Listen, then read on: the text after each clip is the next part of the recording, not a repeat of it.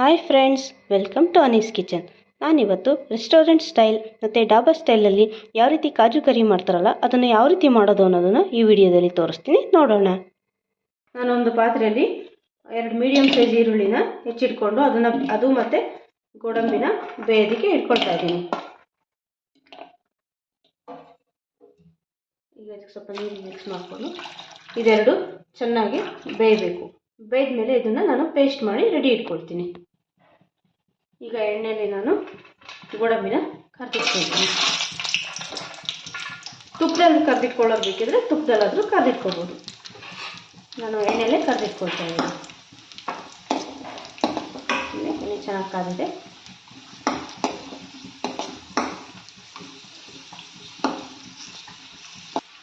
ನಾನು ಪ್ಲೇಟಿಗೆ ಗೋಡಂಬಿ ಕರ್ದಿರೋದನ್ನ ತೆಗಿತಾ ಇದ್ದೀನಿ.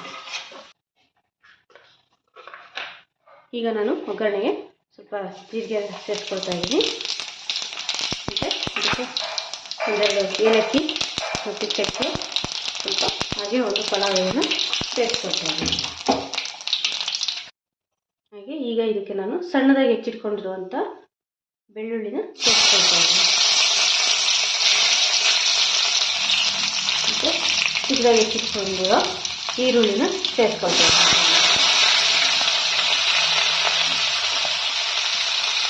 ಸಣ್ಣದಾಗಿ ಹೆಚ್ಚಿಟ್ಕೊಂಡು ನೀವು ಮಸಾಲೆ ಜಾಸ್ತಿ ಬಳಸೋರಾದರೆ ನೀವು ಇನ್ನೊಂದು ಸ್ವಲ್ಪ ಮಸಾಲೆ ಜಾಸ್ತಿ ಹಾಕ್ಕೊಳ್ಳಿ.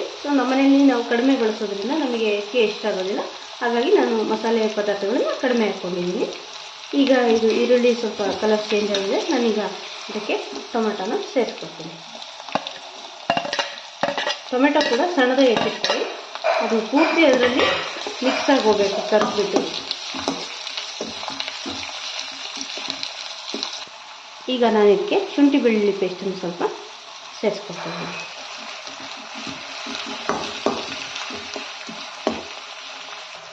ಈಗ ನಾನು ಇದಕ್ಕೆ ಸ್ವಲ್ಪ ಧನಿಯಾ ಪುಡಿನ ಸೇರಿಸ್ಕೊಳ್ತಾ ಇದ್ದೀನಿ. 1-2 ಸ್ಪೂನಷ್ಟು ಧನಿಯಾ ಪುಡಿ ಸೇರಿಸ್ಕೊಂಡಿದ್ದೀನಿ.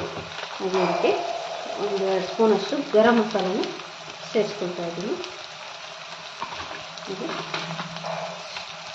ಇದಕ್ಕೆ ಒಂದು ಖಾರಕ್ಕೆ ಎಷ್ಟು ಬೇಕೋ ಅಷ್ಟು ನೋಡ್ಕೊಂಡ್ಬಿಟ್ಟು ನೀವು ಸ್ವಲ್ಪ ಖಾರದ ಪುಡಿನ ಸೇರಿಸ್ಕೊಳ್ತೀನಿ. ಉರಿನ ಸಿಮ್ಮಲ್ಲಿ ಇಟ್ಕೊಳ್ಳಿ. ಸಿಮ್ಮಲ್ಲಿ ಇಟ್ಕೊಂಡ್ಬಿಟ್ಟೆ ಇದನ್ನೆಲ್ಲ ಬೇಯಿಸ್ಕೊಳ್ಳಿ. ಈಗ ನಾನು ಇದಕ್ಕೆ 1/2 ಸ್ಪೂನಷ್ಟು ಅರಿಶಿನ ಸೇರಿಸ್ಕೊಳ್ತಾ ಇದ್ದೀನಿ.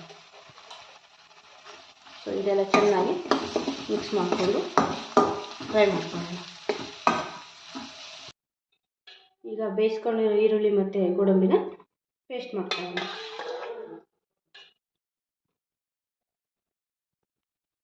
ಸ್ವಲ್ಪ ನೀರು ಸೇರಿಸ್ಕೊಂಡ್ಬಿಟ್ಟು ನೀರನ್ನ ಸೇರಿಸ್ಕೋಬೇಕು. ಸ್ವಲ್ಪ ಸೇರಿಸ್ಕೊಂಡ್ಬಿಟ್ಟು ಈಗ ಇದನ್ನು ಮಿಕ್ಸ್ ಮಾಡಿಕೊಂಡು ರುಬ್ಕೊಳ್ಳೋಣ. ಈಗ ಇದಕ್ಕೆ ನಾನು ಪೇಸ್ಟ್ ಮಾಡಿಟ್ಕೊಂಡಿರುವಂಥ ಈರುಳ್ಳಿ ಮತ್ತು ಗೋಡಂಬಿ ಪೇಸ್ಟನ್ನು ಸೇರಿಸ್ಕೊಳ್ತೀನಿ.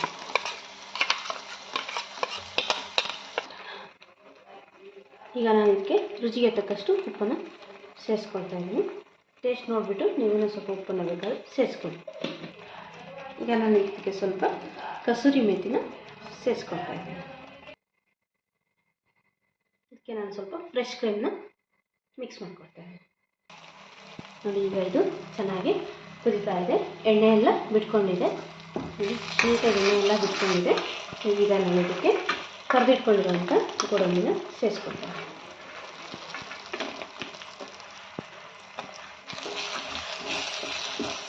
ಇದು ರೆಡಿಯಾಗಿದೆ. ಲಾಸ್ಟಿಗೆ ಇದಕ್ಕೆ ನಾನು ಸ್ವಲ್ಪ ಕೊತ್ತಂಬರಿ ಸೊಪ್ಪನ್ನು ಆ್ಯಡ್ ಮಾಡ್ಕೊಳ್ತಾ ಇದ್ದೀನಿ. ಸೊ ಇಲ್ಲಿಗೆ ಈಗ ಇದು ರೆಡಿಯಾಗಿದೆ. ಗ್ಯಾಸನ್ನು ಆಫ್ ಮಾಡ್ಕೊಳ್ಳೋಣ.